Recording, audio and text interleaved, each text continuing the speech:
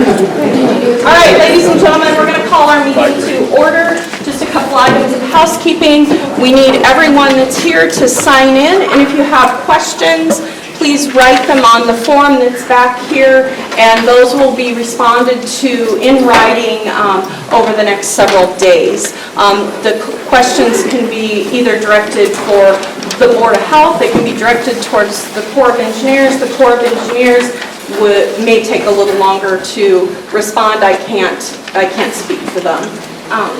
All right, we'll go ahead and call our meeting to order. Let's do roll call.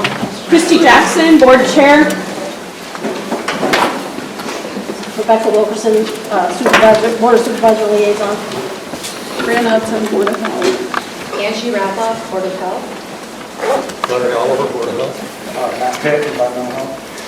David Shearer, Harrison County Home and Public Health. Lacey Argray, Public Health. Okay. Next item on our agenda would be to approve the agenda. Does anyone have any amendments to the agenda? If not, I'd like a motion to approve. Motion to approve. Second? All those in favor say aye. Aye. Those opposed, same sign. Motion carries. Approval of the minutes from our November 19th meeting, please. I'll make a motion to approve the minutes. I'd look for a second. Ratloff. Okay. All those in favor, please say aye. Aye. Those opposed, same sign. Motion carries. All right.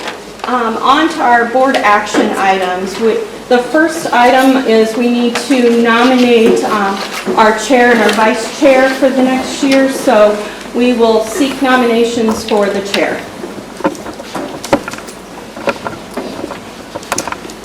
I'm willing to continue serving. I move Christy Jackson. Okay, second. Second. Okay. All those in favor, aye. Aye. Opposed, same sign. Okay, motion carries. Nominations for the vice chair. I would like to nominate Larry Oliver. Second. Okay, all those in favor say aye. Aye. All those opposed, same sign. Motion carries. Thank you, Larry, for being willing to serve. All right. We also now need to sign our conflict of interest statements for the year. You'll find that in your packets. And this is just saying that, that we don't have any conflicting positions that would interfere with our activities on the Board of Health.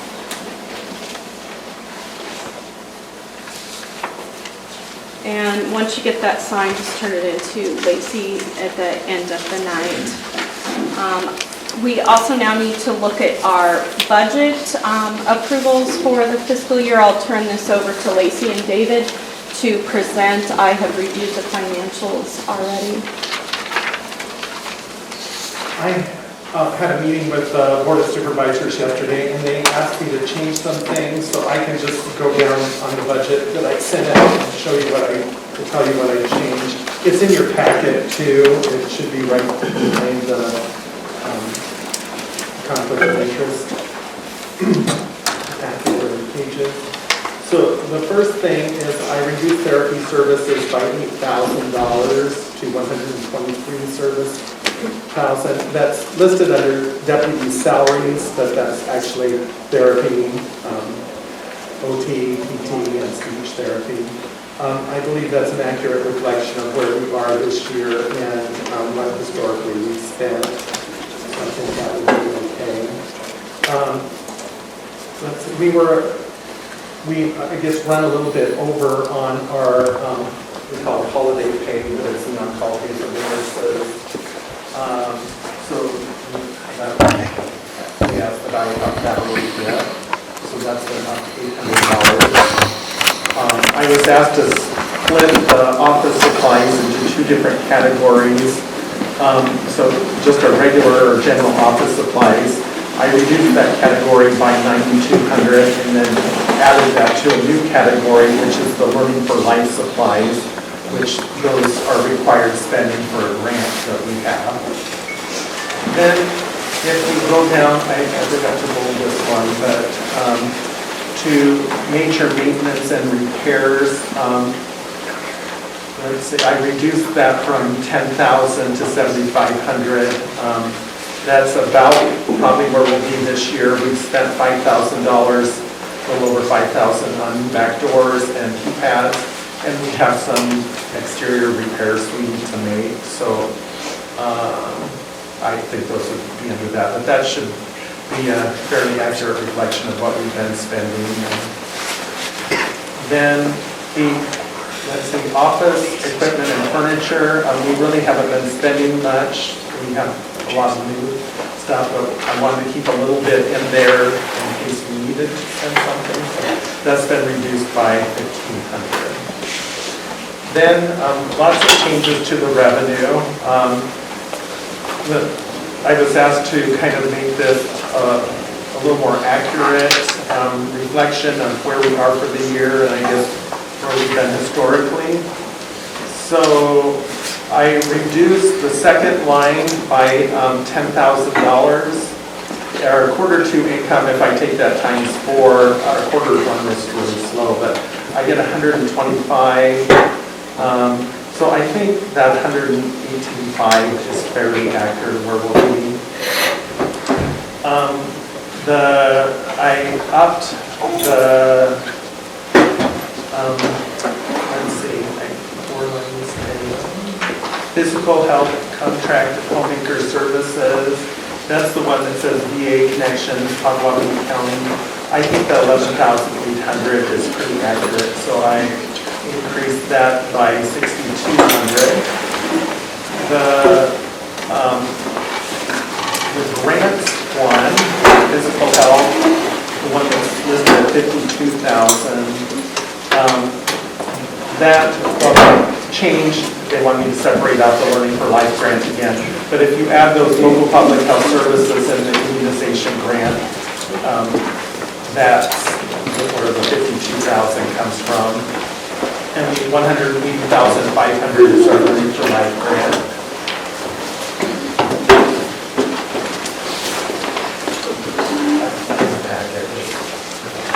Yeah.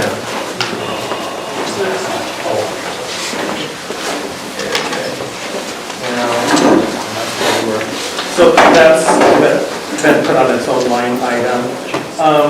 I reduced the Medicare and Medicare Advantage plans line, the next one, by 32,000.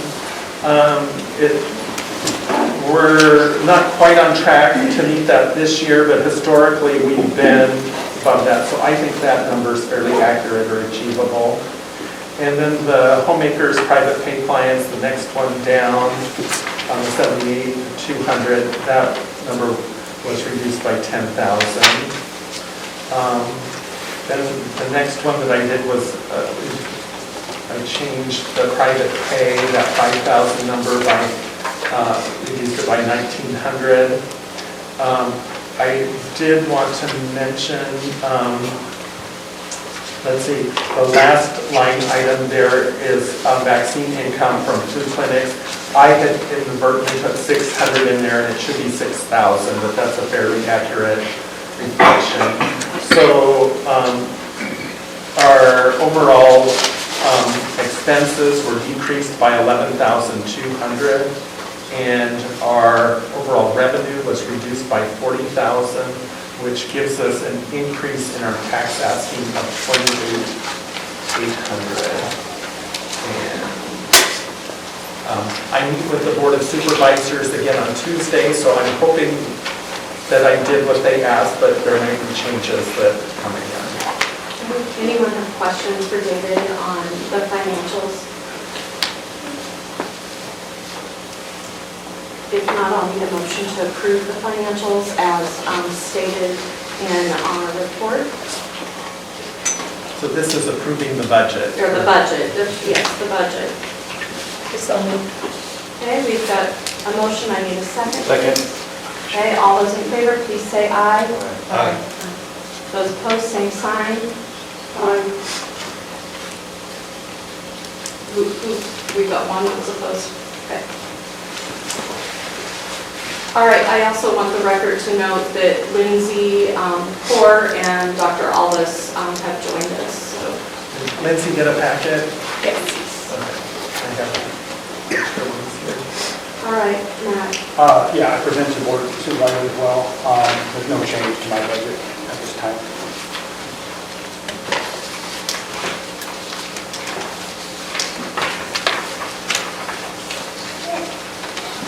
Does anyone have questions for Matt on his financials, budgets?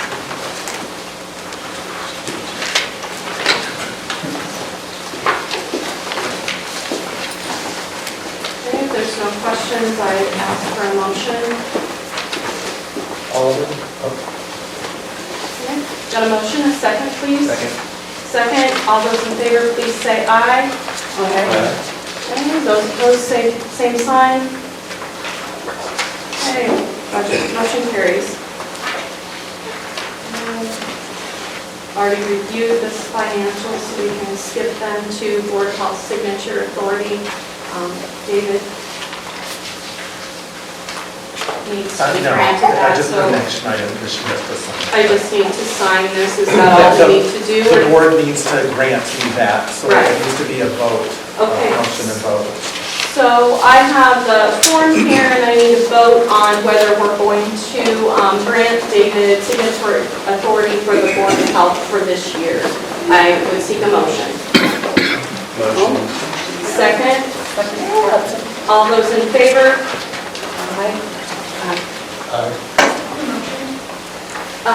Nate and Frank. All right. All those in favor, please say aye again. I'm sorry, I got distracted. Aye. Those opposed, same sign. Okay, motion carries. And now we need to do the same for Matt. We're going to grant him signatory authority for all things environmental health. So I need a motion to approve that or questions if those exist. Motion. Okay, we've got a motion and a second. Second. Those in favor, please say aye. Aye. Those opposed, same sign. Okay, motion carries.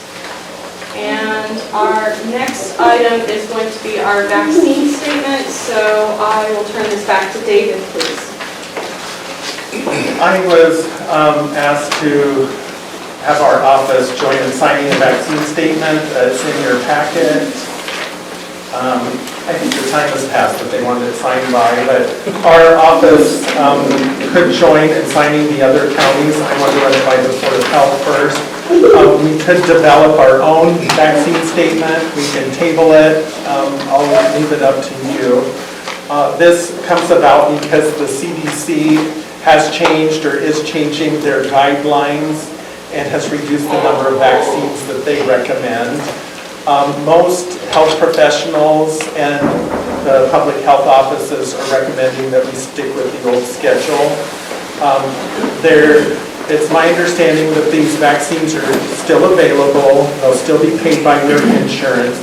The CDC is just recommending that those ones they're not requiring anymore, that a conversation take place between you and your doctor. So we can address this now or at a future meeting or... I think unless it's going to be a lengthy discussion, I think we should address it now instead of tabling it. Is there any discussion surrounding the statement that David has presented to us?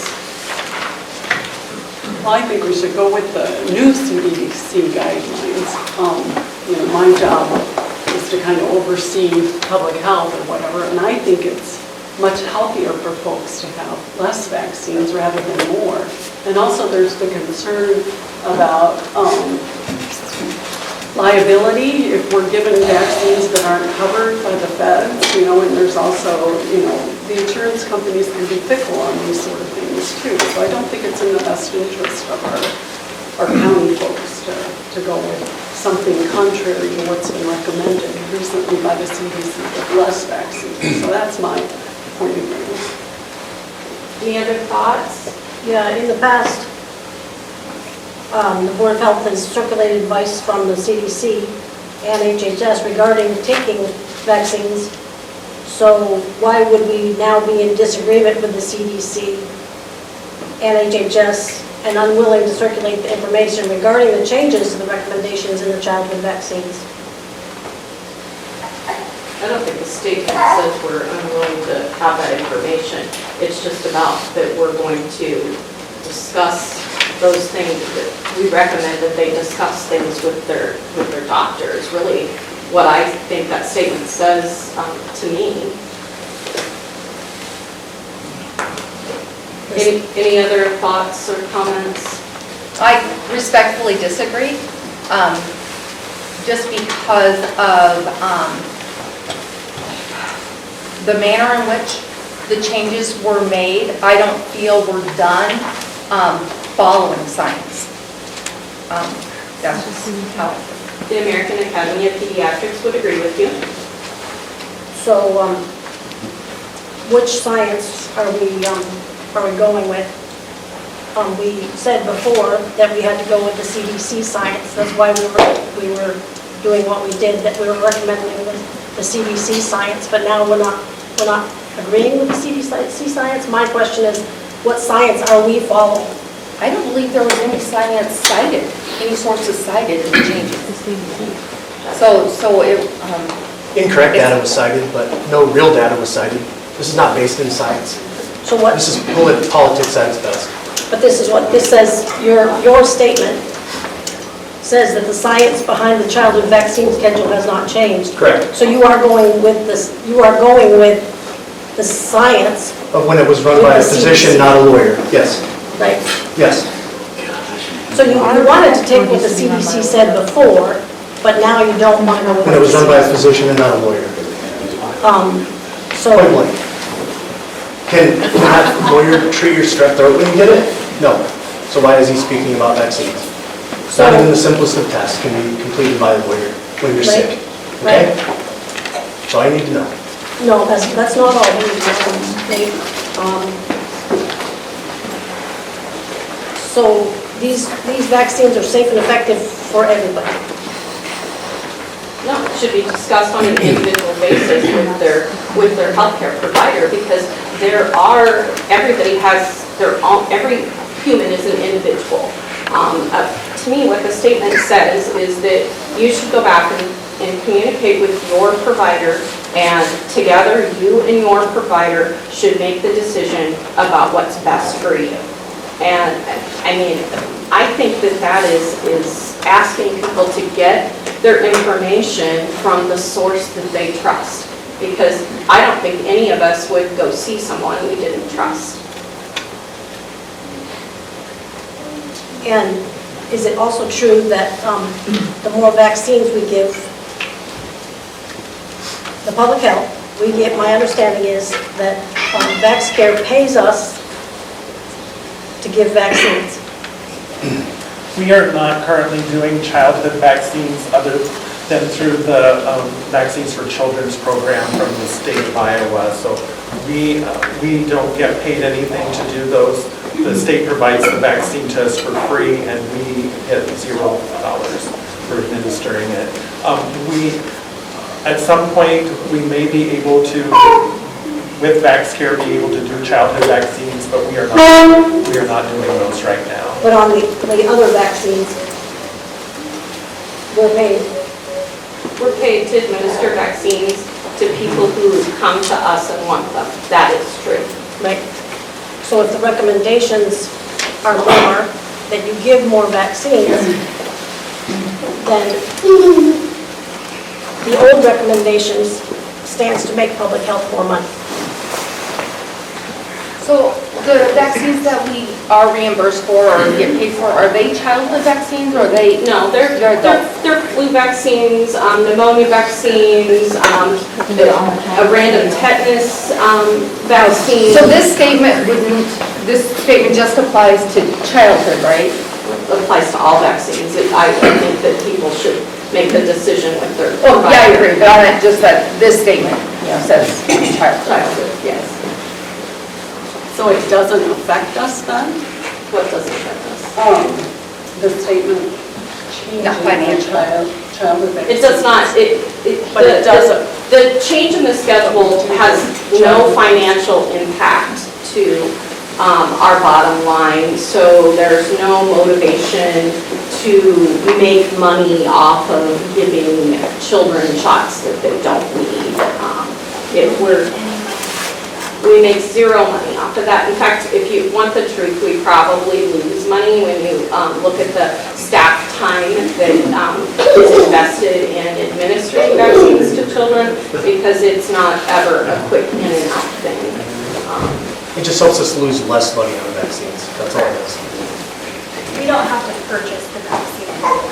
Where before, we had to purchase it. VaxCare is contracted to own the vaccine. VaxCare owns it. We distribute it to those who come to us wanting it. And we don't make money off of that. Our nurses don't charge an administration fee. The fees are set by VaxCare. They do have that information. If anyone does want that in the future, we can get that. But it's got kind of a zero impact.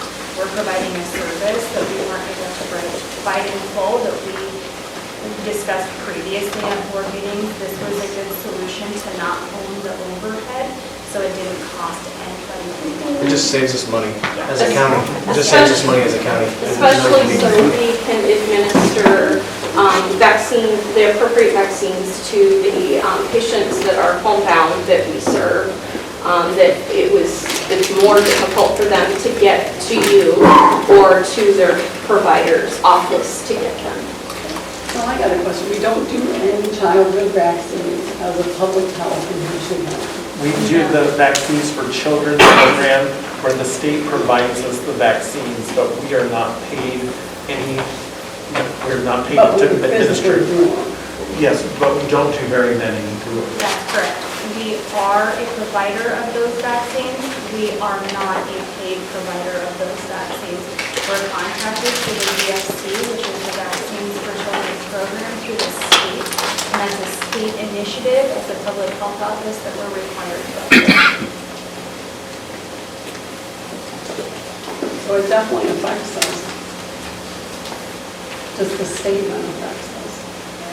Just saying that we are going to do the more vaccines rather than less.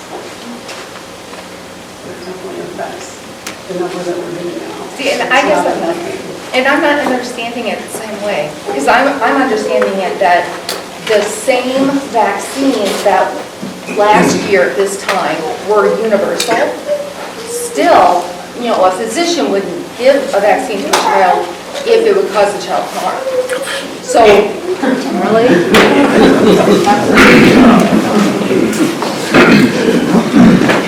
So I guess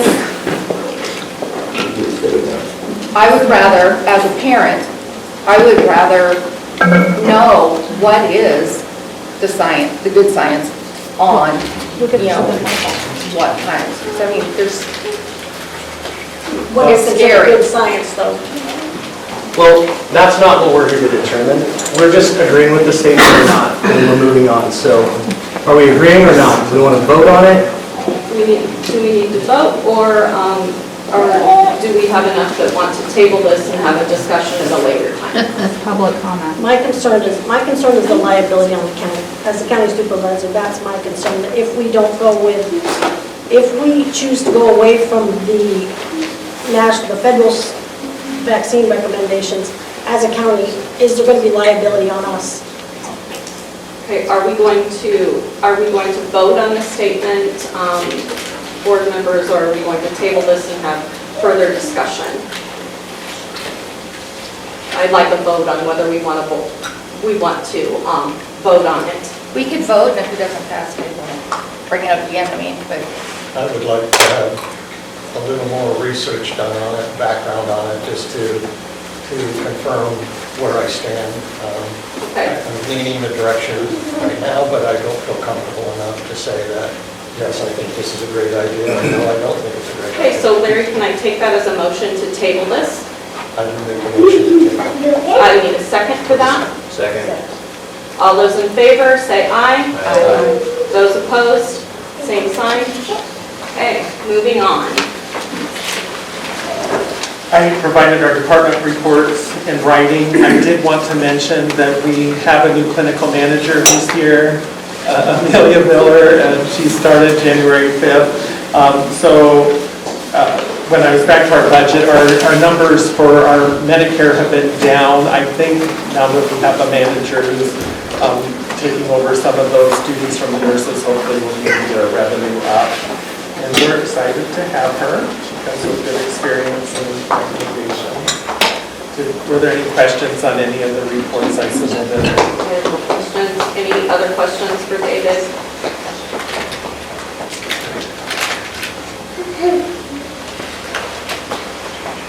Okay, if no questions, then we'll move on to the next discussion items. David, that also would be you. I just wanted to mention that the HHS realignment and regionalization of local public health has been pushed back until January of 2027. Hopefully we'll hear something before that date on what they're planning on doing, but it will not affect us in the next coming fiscal year. And I don't have any other discussion on this. Okay, thank you. Then my next couple things is we've got our public health fair scheduled for April 11th. Normally we've done it the first weekend in April. This was done to avoid Easter weekend and animal swap that was kind of running in conjunction last year at the same time. We think it'd be better to not have that at the same time. And we did, I mentioned this last time, but we did receive a grant from our ECI board, our Early Childhood Iowa board, to provide car seats. It was a $5,000 grant. We're going to try to do an event in May, and we'll try to probably pretty soon get some information out. I think it was today, got the final document on it. So we can provide free car seats in our office till those funds run out.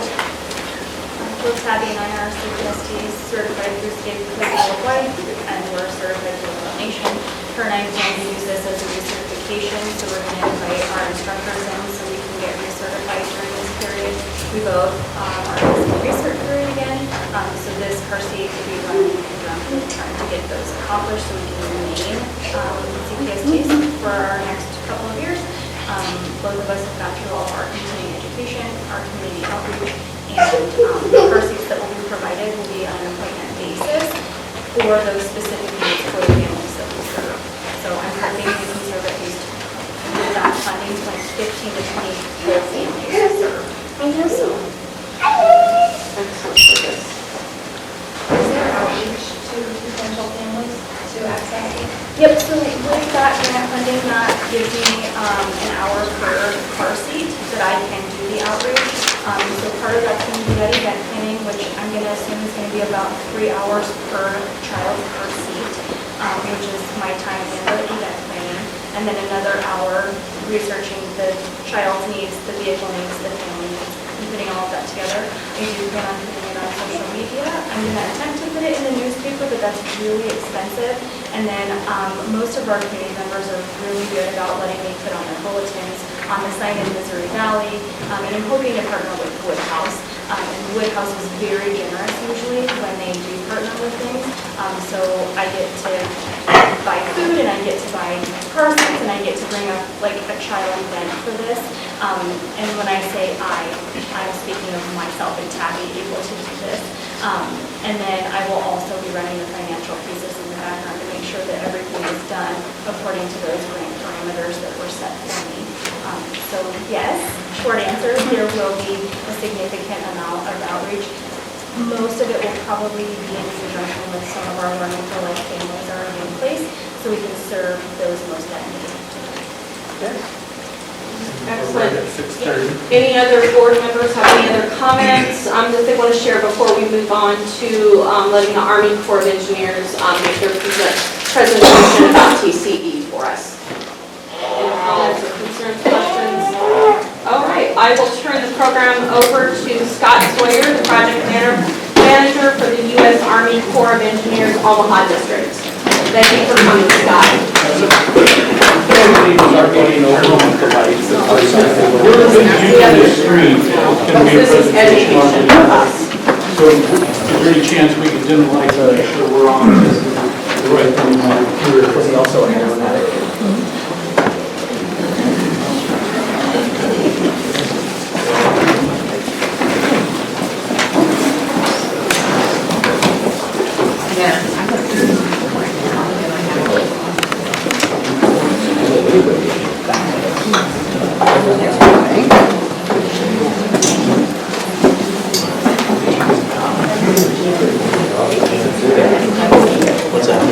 Before we get started, I just want to make sure that everyone that attended today to sign the attendance sheet. It is for our records for our board meeting, and it does have to be recorded. If you have not had the chance to sign in on the sheet, please do so before you leave.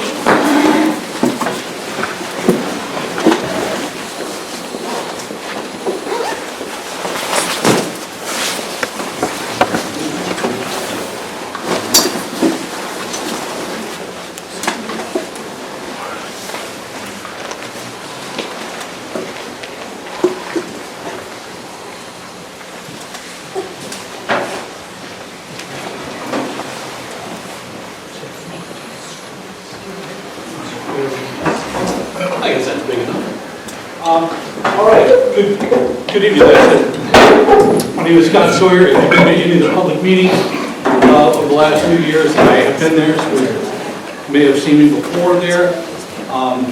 If not, I'm the project manager for the Army Corps of Engineers for this site.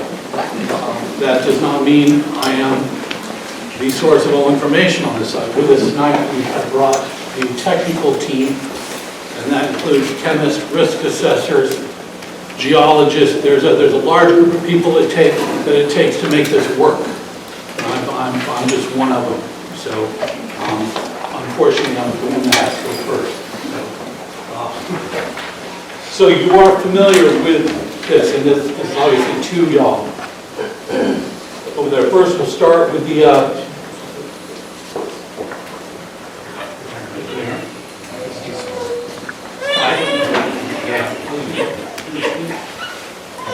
well, they worked that out. All right, we know why we're here. Just real quick, we'll get into a couple different things. The agenda for night, or what we're doing tonight, we'll do the introductions as we bring people up to speak their part, so we don't have to do that. The property and site history, we know what we're talking about there. Are you familiar with this? Well, let's just get into it and get into the how and why we are here, where we are. Let's take over. Right now, the Corps of Engineers is working with a company called Jacobs Engineering. Jacobs Engineering is our contract agency. It is a partnership between us, the state, represented by Matt Rush back there. Jacobs Engineering cannot be here. They're from St. Louis. They only come out when there's things to do. But their names are in there, and you probably all have seen them at the public meetings, have their cards, have seen their products.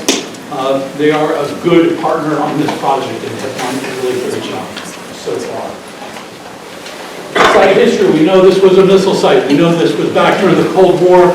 We know in the late 1950s they built the site up there on the hill, 3 missile locations on that hill. We know that as far as why we're still here talking about this site is the trichloroethane that was used to rinse out fuel hoses and fuel tanks and that kind of thing. That's the problem, that's what's in the groundwater, and that's what we are trying to fix.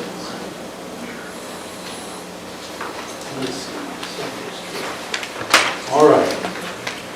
One of the things that we need to talk about right off the bat, and a good counselor, you can jump in anytime you want, is something called CERCLA, and that's the process, the federal law by which we are doing this cleanup. We can't just go out and make up these steps as we go. There is a pretty robust federal law that deals with how we get this done. It's the Comprehensive Environmental Remediation, Compensation, and Liability Act. And that came from the late 70s, early 80s, is that correct, sir? It is. So basically this gives us, and if you go to basically, what page it is, the one that says site history continued and has that little chart on the left. we'll see, this is just a brief synopsis of the steps we have to go through to get this done. We are currently in the feasibility study portion of this. I know it seems like a very complicated thing, and it seems like a very long, drawn-out process, and I'm not going to lie to you, it is. The reason it is because the complication of the site. This chemical just isn't laying in puddles up there. It has found its way into very deep parts of the earth and into very interesting stratigraphy down there. There's many layers, there's different layers of different things, groundwater at different layers, and it is complicated to try and find exactly where the contamination goes when it leaves the site. You'll see that as we get to that a little more. In this circular process, you'll see the things we've done so far, the preliminary assessment, the site inspection, the remedial investigation. That's a big one. The remedial investigation is a very comprehensive investigation where we go out and basically the concept is nature and extent. You find out exactly what your problem is and exactly where your problem is. East, north, south, west, deep into the ground, how far has it spread? Very difficult to do with something that's moving. This is a moving target, albeit slow, but it's still a moving target. On the back table there, there's 3 huge stacks of paper. That is the remedial investigation report. It's available at the Missouri Valley Public Library as well. You can go in and see that. It is very thorough, very detailed. It is one of the most complicated documents that you can put together. The reason so is, one, there's a high standard for it. It has to be done well. Every bit of science has to be referenceable. It has to be, it's checked, it's double checked. It's done by a private company. We inspect it, we send it to another group of inspectors to inspect it to make sure everything is true and everything is defensible. And so that's why this report takes so long to do. But it is an accurate report, and it's a 100% accurate representation of what the site conditions were at that time. We're now into the feasibility study. What's the feasibility study? Well, that's taking that information we have, that information that says this is our problem and this is where it is, and the feasibility study is where we test different technologies, different things to try to remediate the problem. There is no one thing that we know works on everything. So we have to test different technologies, try different things, figure out what's going to work best during this feasibility study process. At the end of the feasibility study, when everything is reviewed, we come up with what's called the proposed plan. The proposed plan is how we are going to move forward. That is an official document saying, we found the problem, we know where the problem is, we know what the problem is, we've tested technologies against the problem, these worked best, now we're going to do this. That's the next step. We're in the feasibility study. Next step is the proposed plan. The proposed plan leads to a record of decision, a decision document. That's a legally binding document that tells us, yes, the state of Iowa agrees, we agree, everybody agrees, that's the right path forward, we're going forward. The proposed plan has a public meeting. Not only do we do a public meeting every year for this project in Missouri Valley, the proposed plan has its own public meeting. So you'll have an opportunity as concerned citizens to review the proposed plan, to come and speak about the proposed plan. There's a comment period. This is an open process. There's nothing for us to hide. It is not a fast process, but it is an open process, and it's a good process.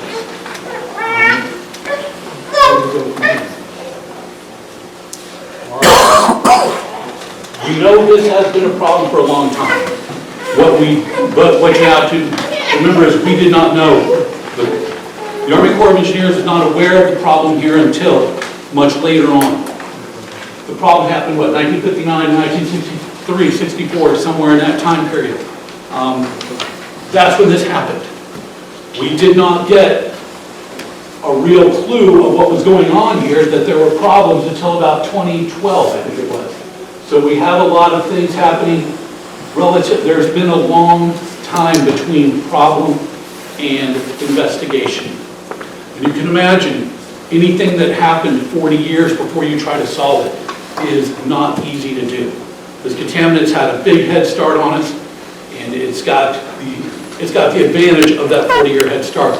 It's not going to win, but it's just going to take some time. All right. All right. As we get into this, first we're going to go over the remedial investigation report. We're going to give you the status of why this is so difficult. And one of the biggest problems with this is the complex geology that exists in this area. It's world famous. There's really only 2 places in the world like this. So in the Loess Hills have complex geology. Mr. Jeremy Day, this is the Corps of Engineers geologist, and he will be explaining this stuff because I can't do it. Hello everyone, I'm Jeremy. I grew up in Newell, Iowa, and I went to the University of Iowa as well, so Iowa's a special place to me, and I'm happy to be on this project. I'm going to describe to you our objectives from the remedial investigation. So what we're trying to do is we're looking at 3 main geologic units that hold water. The oldest and lowest being the bedrock, the middle-aged one being the glacial till and the alluvium, and then the youngest one being the Loess Hills. This is sort of a block diagram depicting how you would see these with the bedrock on the bottom, the glacial till in between, the alluvium kind of cutting through everything, and then the Loess Hills blanketing everything on top. So what we're looking to do is we're looking to delineate the extent, both horizontally and vertically, of this TCE plume so that we know where it is and we can take care of the risk to human health and the environment. What we do is we go out, we collect data, and we develop and refine a conceptual site model. So what this is we go out, we collect empirical data, we take that data, and then we use scientific concepts and principles to extend the data between the gaps to develop a 3D model to understand what we need to do to clean up the problem. And then these are some of the things that are other components of the RI as well. The risk assessment, vapor intrusion, which we're going to be beginning soon, and then we remove some PCBs from the surface soil. Next slide, please. So the RI is very field intensive. You have to go out and collect a lot of data. And this is just an example of everything that we've done so far. And the field investigation is an iterative process, meaning that you have to go out, collect data, analyze that data, make decisions, and then go back out again and collect more data. One of the side effects of that is that it slows things down dramatically. You can't just come at it with a shotgun approach and get a good result. Next slide, please.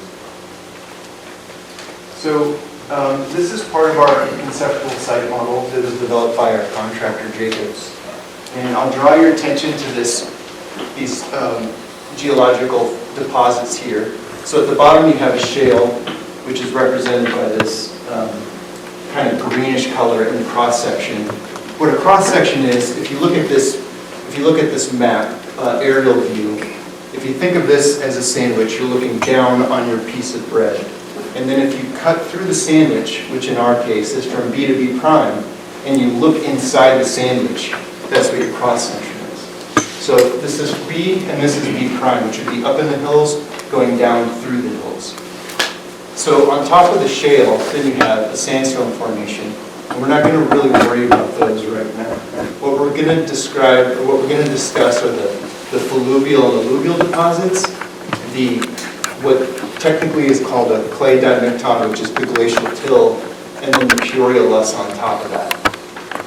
The important thing about these different deposits is that they were deposited under different depositional environments, and that includes the transport process. So some are transported by water, by glacier, and by the wind.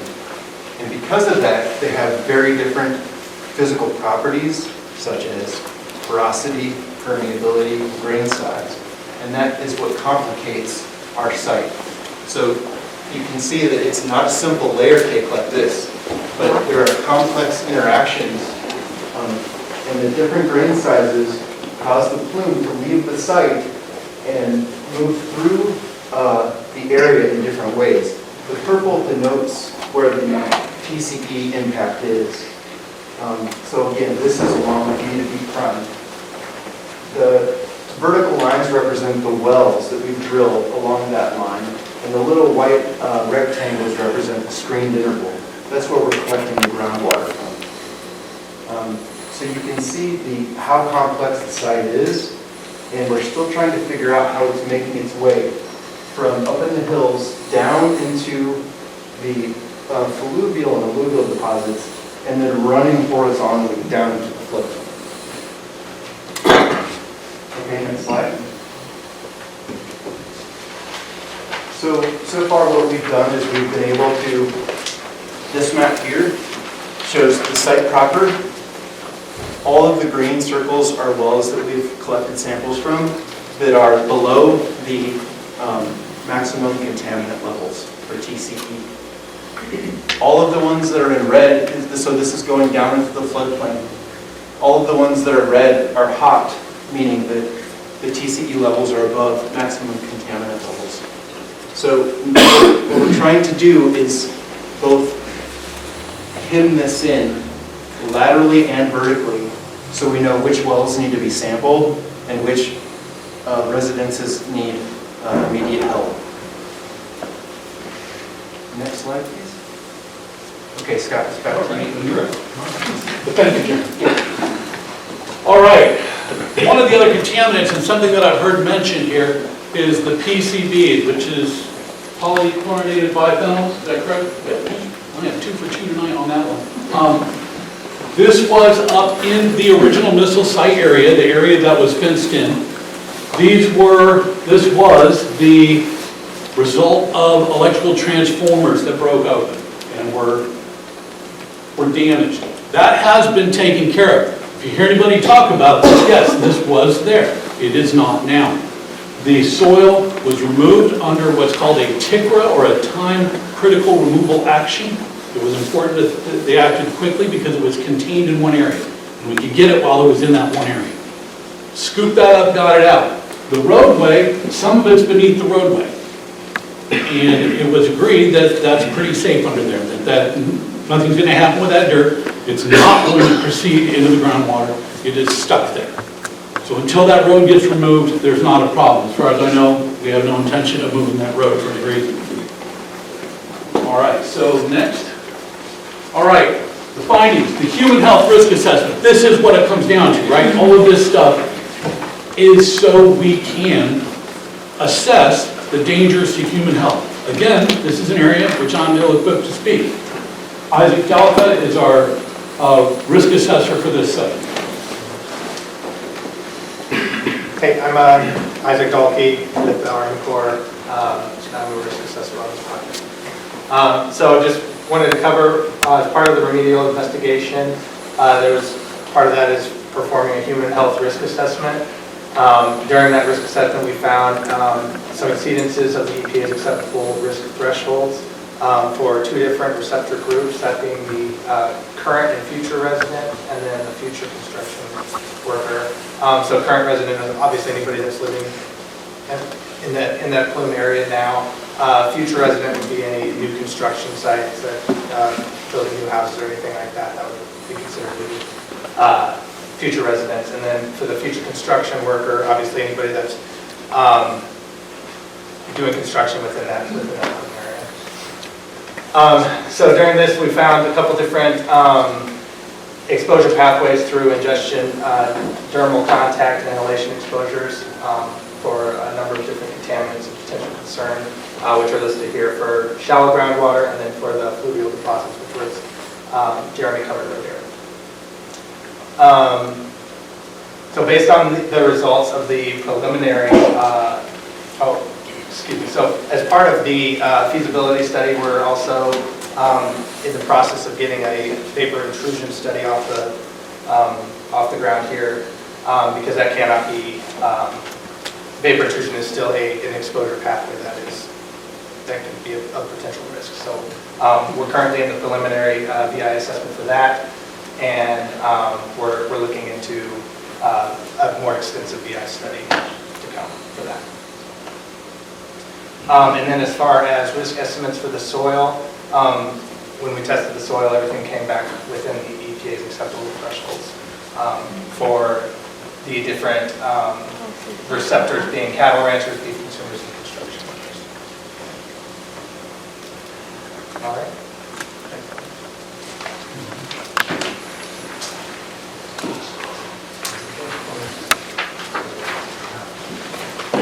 Thank you, Ed. All right, back to this chart again, where you see where we are right now, at the feasibility study. These other things, these will come pretty quickly. They're as steps, each one of them could be a year, 2 years, depending on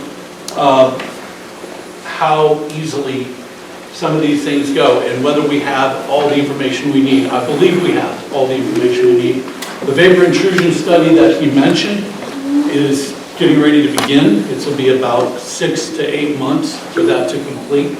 And when that's complete, we'll be ready to submit the feasibility study and get that approved and move on to the proposed plan. So, things that are happening right now. We have the remedial investigation report is done. We're working on the feasibility study. Residential well sampling, operational maintenance of the GAC systems. There's 29 homes that have a granulated granular activated charcoal filtration system. Why that system? Because that system is specifically targeted for the contaminant we have in the water. It works on that. Does it work on everything in the world? No, but it works very well on that. So that's why we use them. They are very effective. One of the ways we know this is during the quarterly testing of this system, a sample is taken before the filtration system as it comes into the house. And a sample is taken on the effluent or the side of it coming out of the filter. And if we have so much as any detection at all, anything, we change the filters. So this is a good system. It works well. What do we do? Okay, also things going on right now. Routine monitoring well sampling. This is keeping tabs on where the plume is. There are contaminated wells, we understand that. Those homes have the GAC systems on them. We like monitoring as many wells as we can because it gives us an idea of what's happening. If we have a well that's increasing, which we don't have, but if we did, that would tell us something. If we have ones that are decreasing, which is great, and we do, that also tells us something. But it's basically keeping tabs on the plume and what's going on. Pilot studies. We are currently involved in 3 pilot studies. Those will be described here shortly. A pilot study is a technology trial. It's trying a technology on a particular area, just saying we're just going to take one small area and try this technology here and see what happens with that. Those will inform the feasibility study and the proposed plan. With that information, we can say, hey, this worked, this didn't, let's try this when it comes to fixing this problem. Those are ongoing right now. Vapor intrusion study is ongoing. If you have a home that if Jacobs calls you and says you're going to be involved in this, or if you live up on the top of the hill there in the fenced-in area, you might be one of the homes selected for that. That's just basically a study to find out whether or not there is risk coming up through the soil as this chemical volatilizes. We don't suspect it's going to be a problem, but we have to know for sure that it's not before we can move on. And then, again, all of this is informing. It's gathering the information we're going to use to complete the feasibility study to select the proposed plan, which is the next piece. And pilot studies, I believe. That's you. So the project chemist, Tony Sedlacek, who again can say all the words that I can, is going to come up here and explain these pilot studies to you.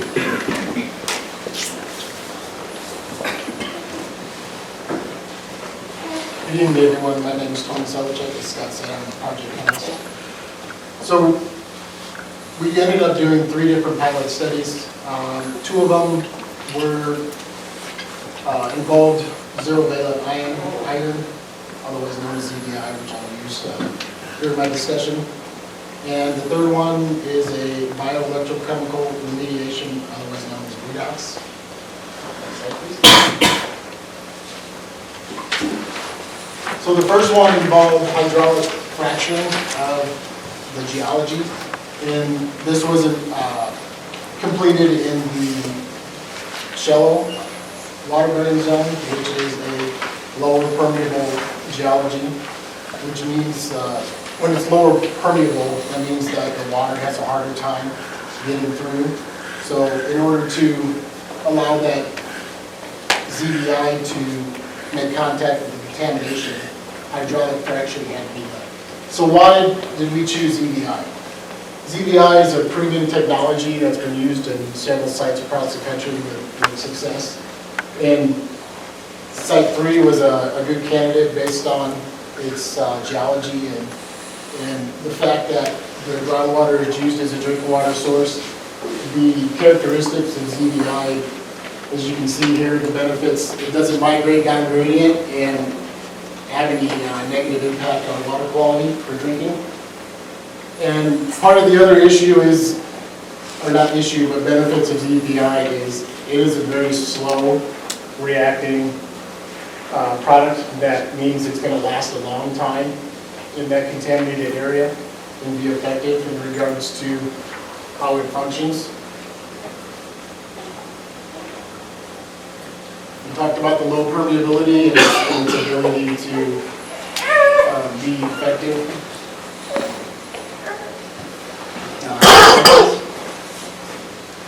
So in regards to how that ZVI is placed in the contaminated area,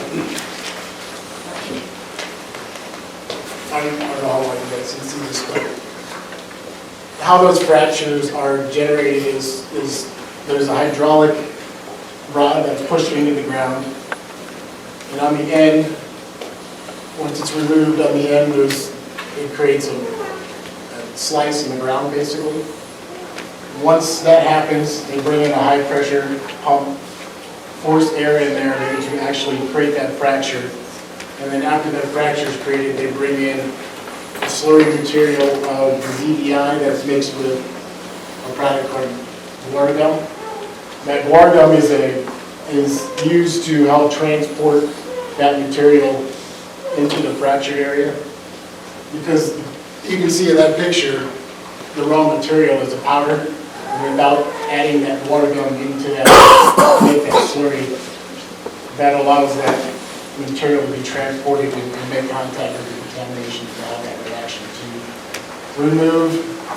So basically that reaction that's happening is the zero-valent iron is an electron donor to the TCE, which removes chlorine ions and replaces them with hydrogen. And that keeps going, and it keeps removing chlorine until it gets to a non-toxic endpoint. Next slide, please. These are some pictures from the pilot study that were taken. This is the ZVI being loaded into the hopper. This is the slurry being injected into the one injection point. This is a similar picture of the injection, and then this is the slurry product that they're putting into the injection point. Next slide, please. So as part of this pilot study, 40,000 pounds of ZVI was injected at 3 different locations. This is the monitoring well, and these are the points that were injected. The green points are performance monitoring wells that were monitored after the injection was complete. So we ended up monitoring 4 different times. We did a 3-month, a 6-month, a 9-month, and a 1 year after injection.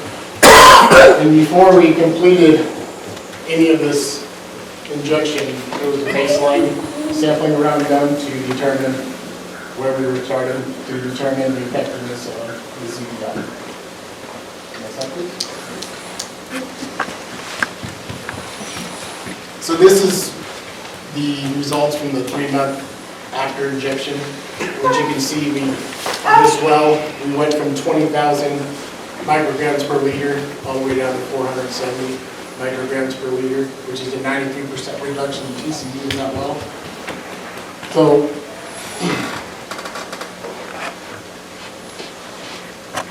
as you can see, based on these numbers, the ZBI is working as we expected.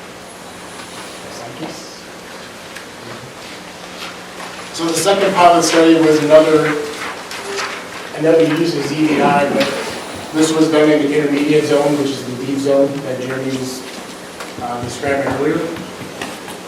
This did not require any fracturing because this water-bearing zone is more of a high permeable where the water is allowed to move a little easier. And this was also a different micron of ZBI than was used in the surface, the shallow water-bearing zone. Next slide, please. Here's some pictures from the pilot study. He's mixing the ZBI into the drums that it came in. This was mixed in water. The water was helped make the slurry that was allowed to be injected into the well. Go back to that one, please. Sorry. So when we inject, in order to get that out into the geological formation, we have to apply pressure to that.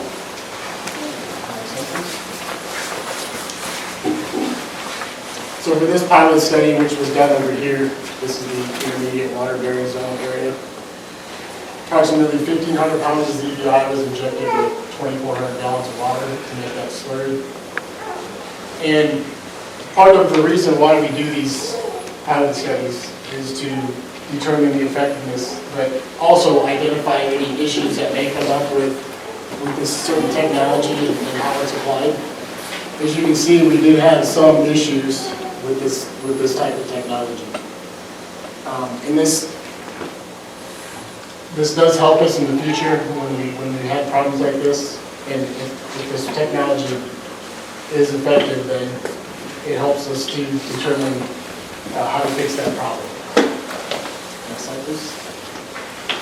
So again, these are the 3 months results after that was injected into that injection well.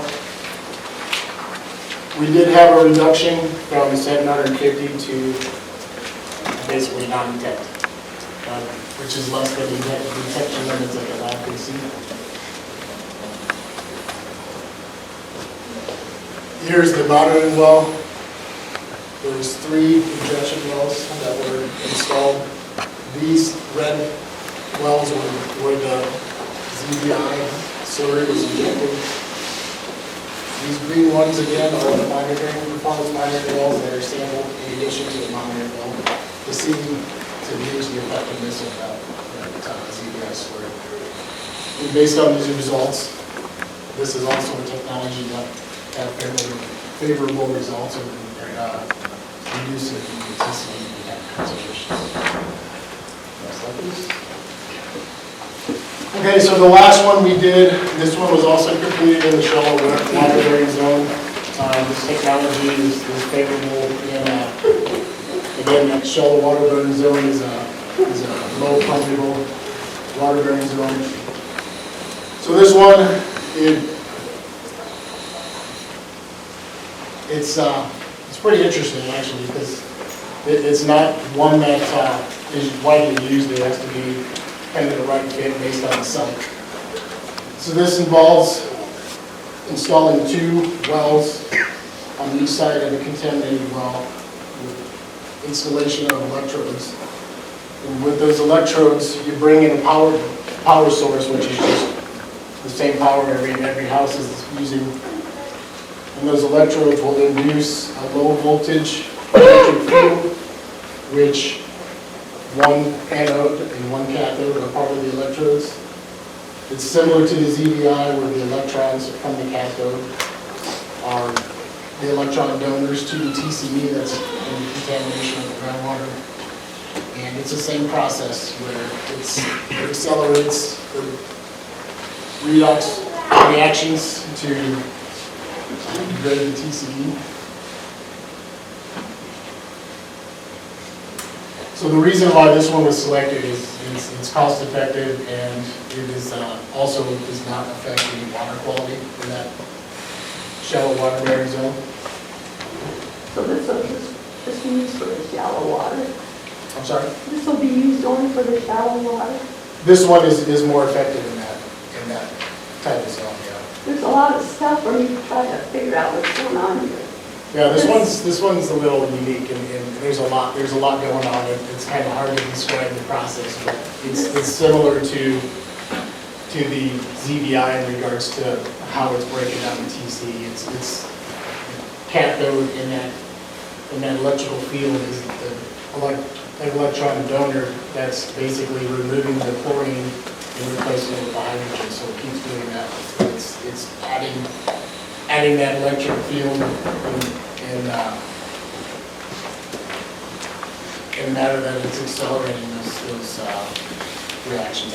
It's kind of hard to explain in a way that So it's amazing how you can take something and destroy it by using what you're saying, you know, and it'll never come back. Next slide, please. This is some pictures. These are the wells that were installed. This is the monitoring well. So this is where the low-grade, low-voltage electric field is affecting this area right here.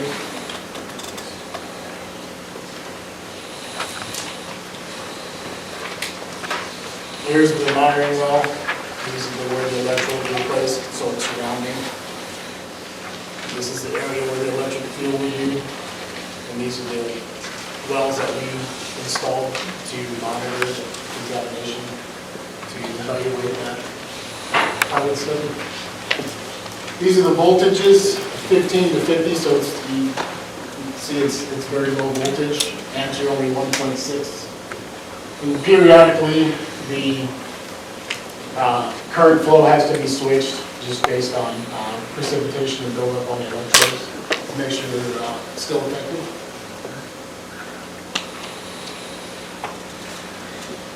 So again, these are the 3-month results after this pilot study was initiated. We didn't have as large of a reduction, but we did have reductions ranging from 11 to 29%. The big takeaway with all 3 of these pilot studies that were completed is each one of these showed success. So we had success in the shallow water bearing zone and the intermediate. So there's good information to use in the feasibility study to help us develop which alternatives we're going to move forward to the pilot study. And for all 3 to show successes, that doesn't always happen, so that's feel good about where this can go. What about if people are doing the study? Okay, And they were some kind of- excuse me, ma'am. We asked for questions to be written down for the core, please. Sorry.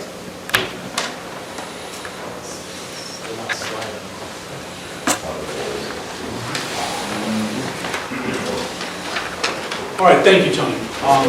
Yes, there is a lot going on here, and there's a lot of complicated stuff, and I know you all can ask questions.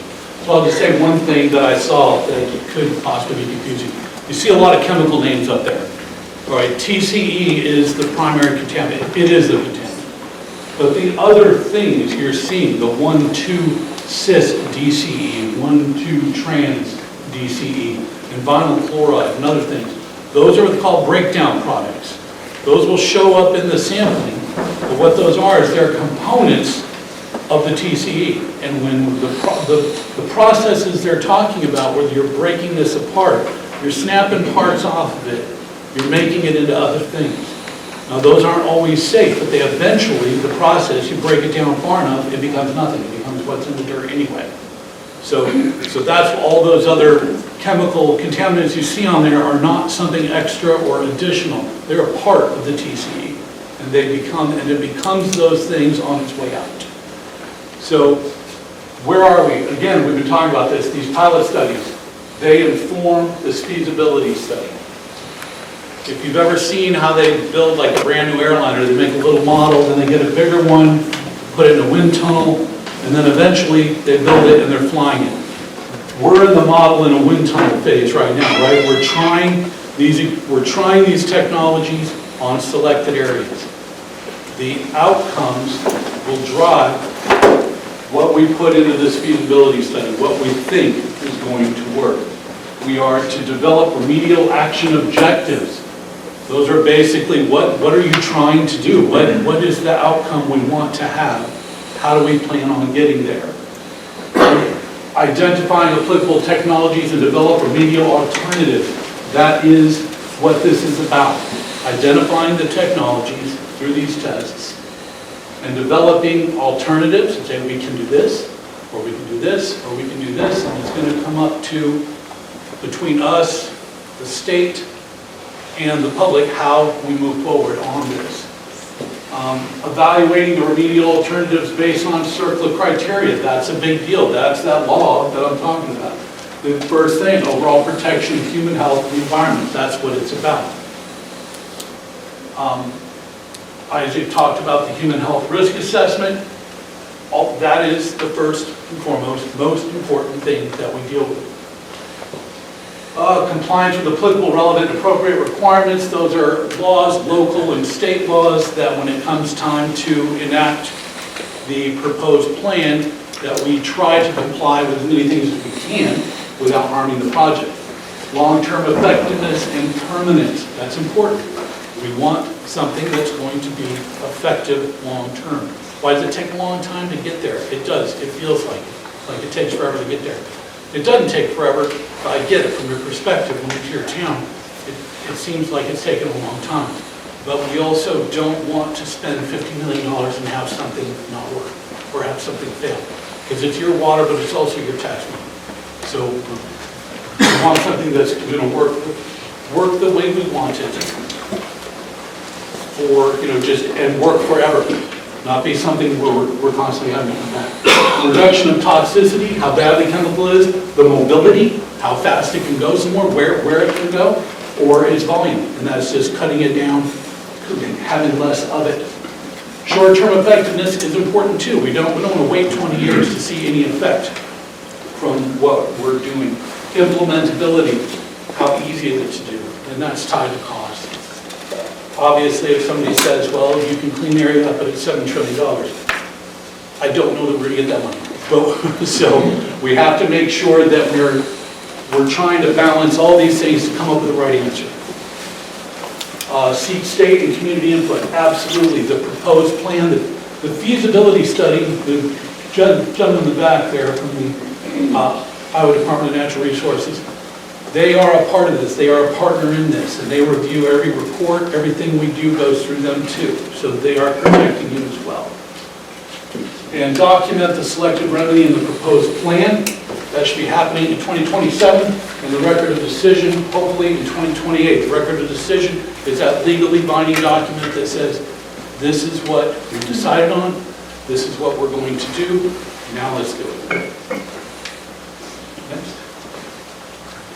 All right, this is just a snapshot of one. If you have one of these, you're very familiar with this. If you don't have one of these are the residential treatment systems. The GAC system is called. It was also a part of a TICRA, a time critical response action, putting these in people's homes. We have this system. There's no point in explaining it. You can tell there's a lot of stuff there, and they're not cheap, and they work very, very well in taking care of chlorinated products, which all of these, everything in the TCE family, TCE 1,2 cis and 1,2 trans DCE and vinyl chloride are all chlorinated products, and volatile organic compounds, is that what you 3 All of those are treated by this very green valve. So that's a great system. Next. All right, you've seen this map kind of with that giant purple arrow heading down towards the boiler. This is like the satellite view here. So you see the green, you see the red, you see the red's obviously bad. Not all of these are highly contaminated. Some are. I think, well, who's over here? We have 19 residents out of 143 residential wells sampled. We have 19 residential wells with TCE concentrations greater than the MCL. So that's that 5 micrograms per liter. That is what the EPA has determined to be no-go. After that point, you're going to get a filtration system. 8 residential wells with TCE concentrations less than the MCL, but detectable. You can see it in the water. We put filtration systems on those homes as well. And then we have 116 residential wells with TCE concentrations less than laboratory detection limits. And you're going to say, how is that possible? And you know what? Do you want to explain that? How do you know something's there but not know how much it is? Or less than the detection limit? I don't want to try to explain chemistry and be wrong with it. Explain it. Well, it says we have TCE concentrations less than laboratory detection limits. So, based on the laboratory equipment, they calibrate to a certain standard, a certain level that they have confidence in seeing. So basically, when we say that we're below or at the less than the laboratory detection limits, we're below or right at where the lab can see with a certain confidence that the compound is either there or not. Awesome, thank you. Next. Rights of entry. Rights of entry, do you want to talk about this or this? You sure? All right. Rights of entry. We have at the Corps office in Omaha, we have a section called real estate, and one of their functions is getting these rights of entry. Neither the Corps of Engineers nor Jacobs Engineering is allowed anywhere on your property for any reason without a signed right of entry from the homeowner or the person living there. If it's a rental situation, it needs to be the person actually living there. This is critical. The reason this is critical is because a lot of our work now is look at like all those wells. You see all the different colored wells, and you know which ones have contamination, which ones don't. Is it moving? Do we know? We have to have access to all those wells to be able to test them. And if people, and I know there's people that will not give us access. There's people that are very hard to convince to give us access. But I understand suspicion. I understand worrying about what we're going to do with you. I'm promising you. One, my phone number is on this briefing. My phone number is on my card. They have my phone number. My phone number is pretty easy to find. So if there's any questions you have, you can always call me about what's going to happen. But if you have one of these wells, you have one of these treatment systems, you have, if Jacobs or we get a hold of you and say, we're going to need access to this well, we're going to need access to this, somehow, please work with us on this, because this is the only way this moves forward, is if we have access to everything we need to have all the information we need to move forward with all that we're trying to do. And it's something that needs public involvement as well. People have to step forward and give us that access. Next. There you go. Resources, contact information. Again, this is me right here. If you want a card, just come ask me. I've got a card. Matt Crash is a great segue into Matt Crash. He's sitting right there. And that's him. I don't know if that's his real number. That's him.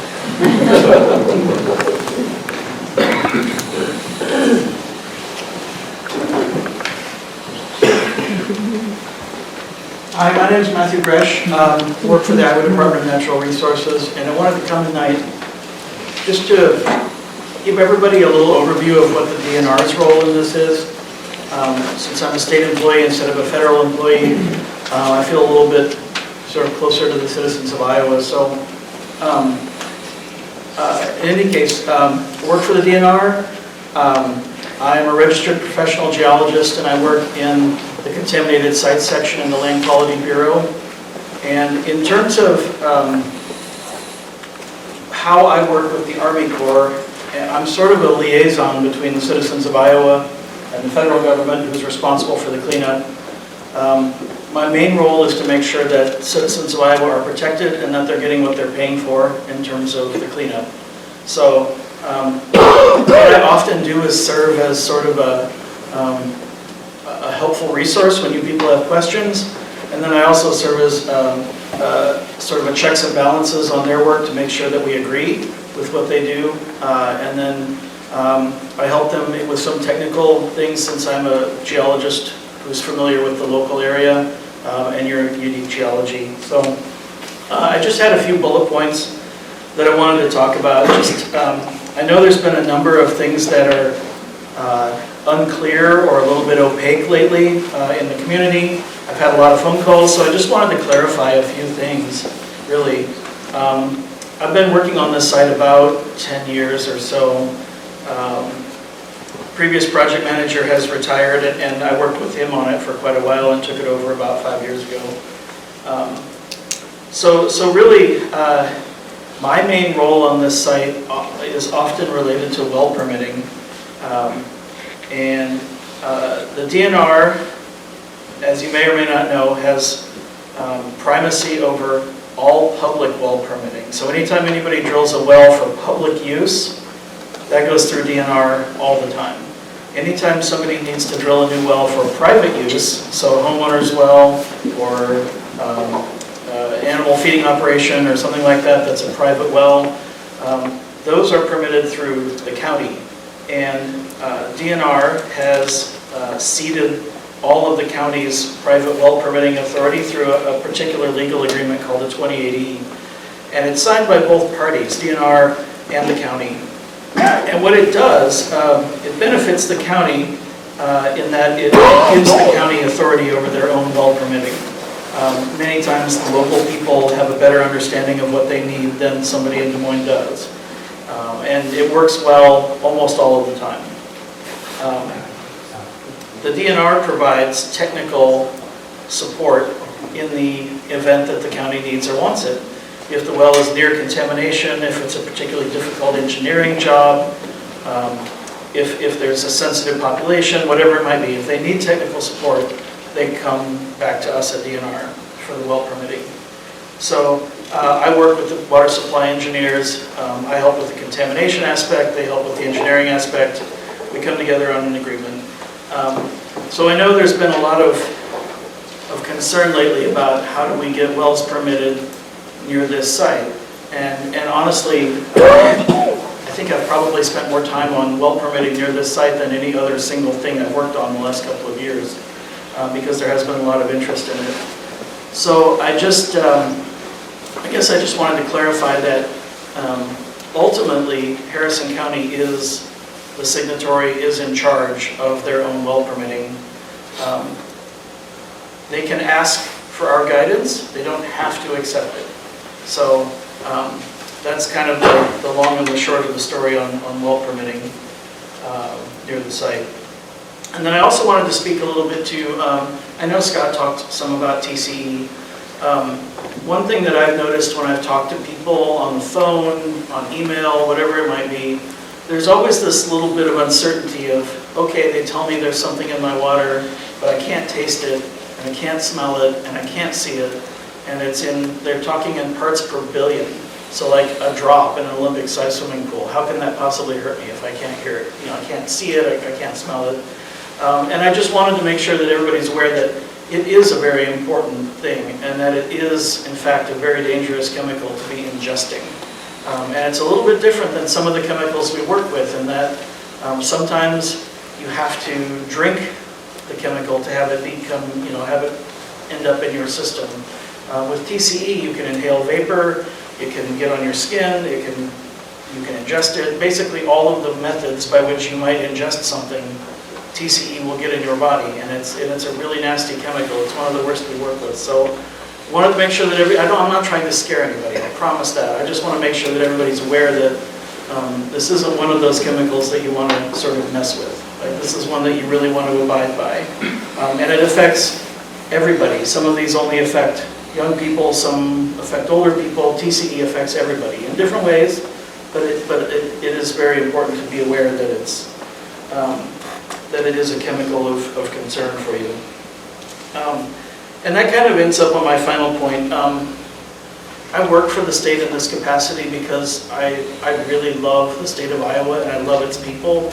And so my promise to you is to give you all of the most up-to-date information you want, whenever you want it, and whatever question you have. So I would really encourage you, I have some business cards. Please call me, text me, email me, anything you need. We're always here. So I just wanted to make that pledge to you. I do that to all the sites I go to, but I really, I guess, particularly feel close to this one because it's been so important to me for a while. So in any case, that's the DNR perspective.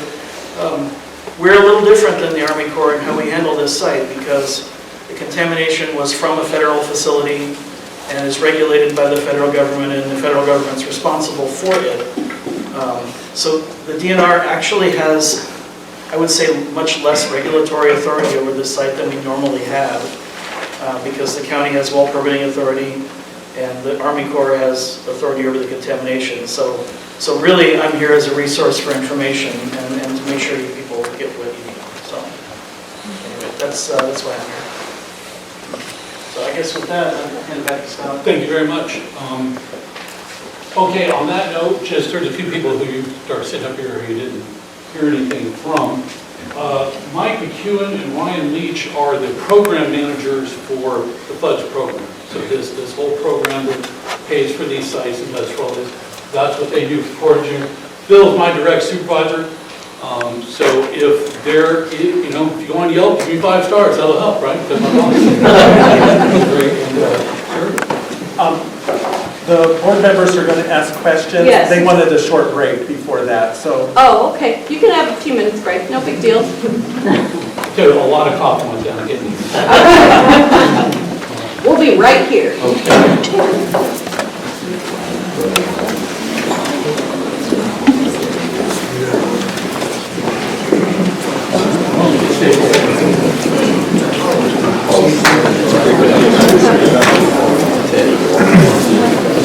Got the whole Mounds Trail Boeing Trust here.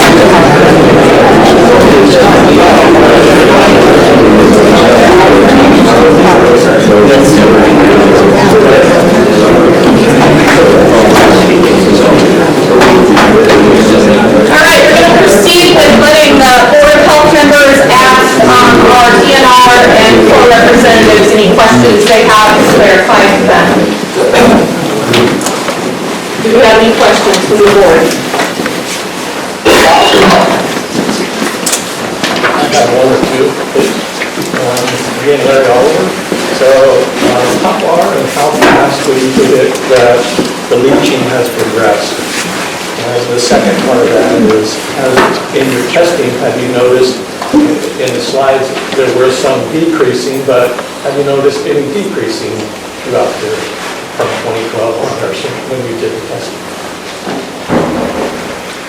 Well, you want to take a shot at the geology one? The reason I'm saying that is because if you go to page, I believe it's 12, one of the few ones that has a page number on, but if by leaching you mean the contaminant moving through the groundwater, Well, it starts out as a hot spot here and ends up with one day. now red means it has contamination, right? Red doesn't tell you how much contamination it has. Up on the Mesa site itself, some of those, or the contamination that's up there is at a much higher level than what's downrange. And I can't tell you just by out of memory what the numbers are of all those wells. So that's something we can look up. So the exact question would be, how far has it gone? And how quickly? Well, I can. Go ahead, no, go ahead. Sure. I would say the best way to look at it is it's moved about 2 or 2.5 miles in 60 years. Really way to look at it. Yeah, that's the simplest way. The furthest wells away with D-Tex are like just over 2 miles, I believe, from the release location. Yeah, it was Close to the Boyer. 61 or 62 when the release happened. Have you noticed detected less amounts anywhere? Natural breakdown or any of that type of stuff? Soils? I can handle it, or you can do it. I would say no. TCE naturally breaks down or does not break down based on the chemistry of the groundwater in your location. I have other sites with TCE where the groundwater has a certain chemistry that does break down TCE. In this case, it's not. There's been virtually no natural breakdown, so it's still TCE 2.5 miles away. And it's important to note too that that could be good or bad, because the MCL for TCE is 5 parts per billion. The MCL for vinyl chloride, the breakdown daughter product is 2 parts per billion. So the daughter product isn't necessarily better for you than the original. Is there a concern that movement would go into, Well, this particular substance is more dense than water, so it wants to sink. So it's below the water table and the surface water level. So you're going to find it at depth. Yeah, so it's actually not a risk to the river proper, because it's well below the river already. So as our job is, their job is the public health, what are the concerns of drilling more wells in that area? I would say qualitatively at the moment, the Army Corps has done an amazing job of finding out where the contamination is and where it isn't. That's assuming this system is understood. The more holes you start poking in the aquifer and pulling on them, you can upset a known system, and then it's sort of harder to predict for a while until you have maybe even years of data to understand what's actually going on in the new system. So that's, we actually, when we look at well permitting, we think of a couple of different things. It's not just as simple as, are you going to find it or not if you drill a hole right here? It's also, are you likely to influence the plume, cause it to move to a place where it already isn't? So we actually think about that also when we decide on well permitting. And I know people are sometimes unhappy with our decision, but it certainly, there's a lot of math and science behind why we make the decision. It's not just that looks good or it doesn't. But you don't make the decision for Harrison? I make a recommendation. Harrison County makes the ultimate decision.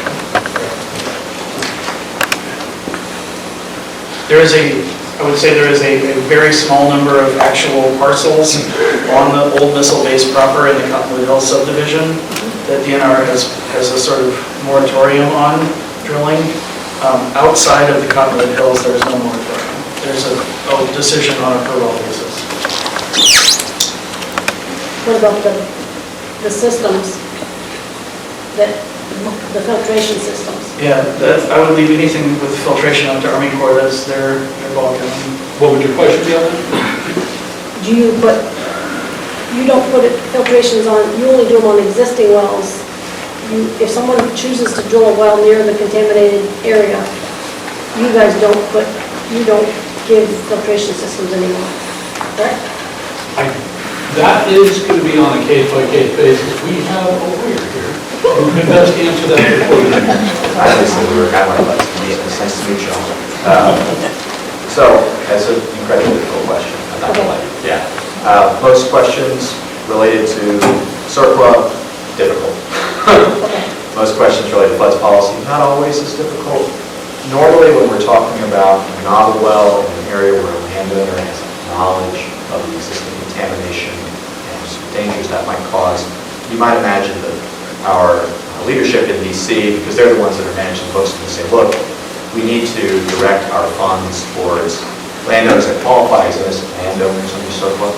And we want to be sure that those are the individuals that we are directing the precious funds that we have, because we are not a super rich program, but we are a very efficient and effective program for those individuals. That isn't to say that there is no case where what you described could ever happen. I imagine everything. But it's going to be scrutinized and given not just funding constraints, but our ability to execute in terms of the number of people we have. A landowner that knowingly is going to disturb the existing system is not necessarily the landowner that we're going to be able to prioritize and request in our execution. But again, that isn't to say, that we will not ever, or that we cannot ever necessarily. It becomes a policy decision that generally is not held in Omaha. Those individuals in Washington, we're looking at this on an entire system basis because there are floods across the country and even outside the country. And because of that number, they're looking at this not just like we look at it where we see you and we hear you and we are here to talk with you. They also see it as a true system where they're looking at where they can help and how they can help the most and how we can spend money best. And so their considerations sometimes are different. I hope that's all. Any other questions from members of the board? Okay, Fran, go ahead. Is it the DNR's kind of blanket recommendation that wells now be drilled in a certain periphery or? Since the Army Corps, Is it just a kind of a blanket recommendation or is it? very case by case, and they've done such a great job of defining where the groundwater is safe and where it isn't, that we can do a very, certainly significantly better than normal job of predicting what you're going to find when you drill a new well. And many times in these sites, like a site like this, oftentimes I'm operating on like 10 or 20 data points. This one I've got hundreds or thousands. So I can make a much better recommendation on a case-by-case basis than normal. Lindsay, you had a question? The filtration systems, they're checked quarterly, that's standard. And then how many, I don't know if you have this data, but how many require a change? Like they're showing up that this is being detected quarterly. On average, I would say there's probably one per quarter that shows a detection or needs to be replaced. We obviously work through Colligan as locally as possible. I understand a lot of people have questions about Colligan. They're a subcontractor to Jacobs Engineering, so we cannot direct them. We can direct Jacobs, we cannot direct Colligan specifically. But so far, they seem to have done the job for the most part that we have asked them to do. Now, there were some other questions, and I'll answer those when I have the answer to it. As far as it's not all the time. It is every quarter, I would say, one, on average. And then they're recommended to be changed how often, just standard, the filter? Well, they work until there's any breakthrough. What there is there's basically two canisters, right? One is called the lead canister, I forgot, lead canister, that's it. So one of them is absorbing the vast majority of what's coming into it. If that gets overwhelmed, then they'll switch. They'll put the clean one in the front and the one that's got a little bit of stuff in it towards the back. If it works, they can actually test it and see if it's going to work. If it doesn't work, they'll put the old one in the front, put the new one in the back. So there's a couple different options for them, how they choose to work on that system. But so far, they have not left anybody with a dangerous drinking water condition. And that is the first and foremost priority for us, is that the water for those 29 homes is safe drinking water. And those filters are just for drinking water, they're not for house? Oh, yeah.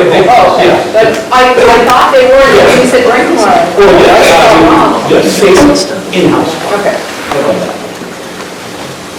They run the whole house, but not necessarily external hydrants. Is that the case? Well, that depends how your house is plumbed, right? We put the filter normally inside the home where the water comes in. So you would have a water meter outside of that and it would come in and we put it right there. And so some people hook up a hose onto theirs and run it out to feed, dogs and cats, whatever, that's fine. What you do with it is your call. Any other questions from the board? Yeah, I've got one more. Would you speak to the safety limits? So it was 5 micrograms per liter. Could you speak to some more details of that? Is that where that number came from? Are there, I think there's environmental working groups that it's much lower than that. What's actually safe? Could you speak to that a little bit? So the way that CERCLA works is not particularly commonsensical, which is a lot of sometimes. They work in the way that Congress decided to work way back when they created it. So the way CERCLA works is based on this. So when we're doing our CERCLA work, the way that we position ourselves is to look at whether or not there's unacceptable risks to human health in the environment. And that's what the legal investigation is all about, is looking at the nature and extent of the risks that we've identified or confirming where they are. When you're talking about percentage limits or numerical limits for drinking water, there's a part of CERCLA when we begin talking about applicable and relevant and appropriate requirements, and that includes the safe drinking water. And so, in some sites where we're addressing or where we're looking to treat the water to a drinking water standard, because that's what's going, in our opinion, to lead to a site that's appropriately addressed risk and complies with other law, and that's where that's used. There are other standards that other groups promulgate. Those standards are generally governance standards, and so while we may not adopt those as a matter of the process that we've created, that doesn't necessarily mean that the water drinking has the level that we've set. In some cases it's less. It's generally never more. But it is to say that the numbers come from a bunch of federal laws, a whole smattering of letters, and you've got people like me back at the core that read them all day, every day, to make sure that we're complying with the requirements for our folks. I hope that's helpful. I would say too further, that particular 5 parts per billion level, the state of Iowa has the same level in this case as the federal government. We don't always, in this case we do. And that level is not something picked out of the air. There's an enormous amount of toxicological testing that goes on in laboratories on animals many times to figure out what level of this chemical has an impact on them. And then those numbers are sort of promulgated to people, and we figure out at what limit is there no expected risk beyond a tolerable level. So say if you're drinking water that's above 5 parts per billion, it doesn't mean you're going to get sick. It means there's a statistical probability that, say, 1 in 10,000 that you might have an extra risk of getting sick versus somebody who didn't have that water. So there's actually a lot of factors of safety built into it. So it's I would say a very safe level based on the statistics involved, and there's a lot of research that's gone into picking that number. And we actually, at DNR, we actually review those quarterly with the new research that's come out to make sure that we don't need to make any changes. What happens to the filters that are full of the TCE? Because it can, my understanding is the vaporization is actually worse than the... I have already been asked that tonight, and I did promise a response to that. I do not know exactly what happens to them, but I know there are laws, and we have a contractor, Jacobs, who is an excellent contractor, environmental contractor, and knows all the environmental laws inside and out. I guarantee you they are not allowing something to just go be dumped in a landfill or dumped by the side of the road. Does that mean there's 0% chance that that's ever happened? And I promised that I would get Jacobs to tell me exactly what happens with them. And I will get that answer.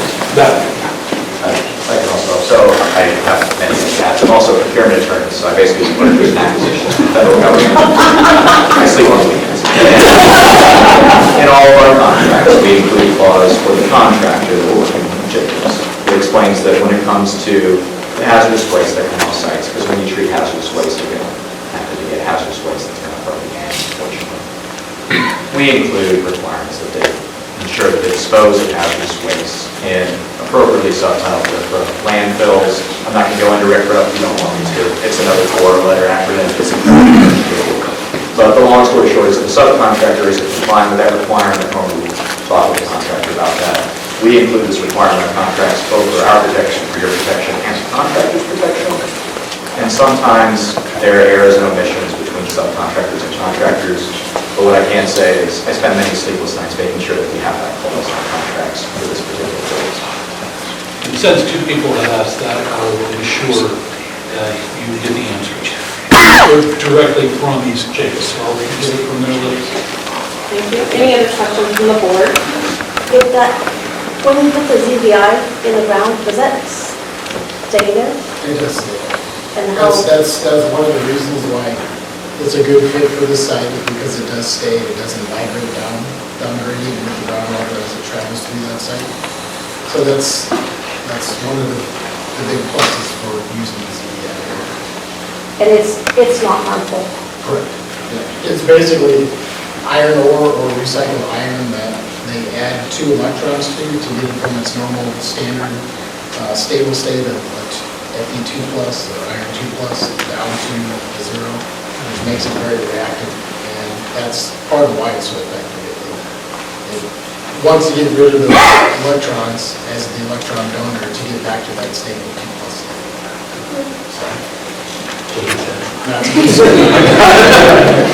Any other questions from the board? I would say too, we've seen ZVI used on hundreds of sites, and it's generally quite effective. Not novel, it just happens to be, this is bigger than our normal application. Usually we're using it on like a corner gas station or something. Any other questions? All right, next I'd like to thank all of you for coming and educating us tonight. I also would like to, I have one question from one of our audience tonight. Does anyone else have any questions that they would like to give us, because I don't want to miss anyone? Anybody else have questions for us that they have written out? Okay, thank you. And we will get answers back. It looks like, yes, we have an email. And Kim, I don't think we have a way to contact you besides mail. Is mail your preferred method of contact? Okay. And Dennis, we have an email. Okay. I now need a motion to adjourn our meeting. And a second, please. All those in favor say aye. What's that? Who was our second?